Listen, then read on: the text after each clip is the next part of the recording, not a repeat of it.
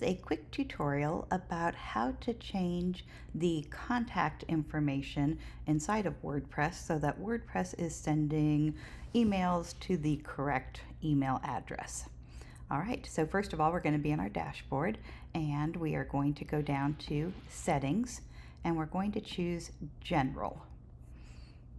And here you'll see we have an admin email here and we want to change it. So we are going to change it like that.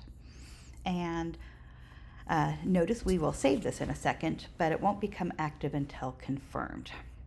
All right, so now we just have to save changes. Save changes.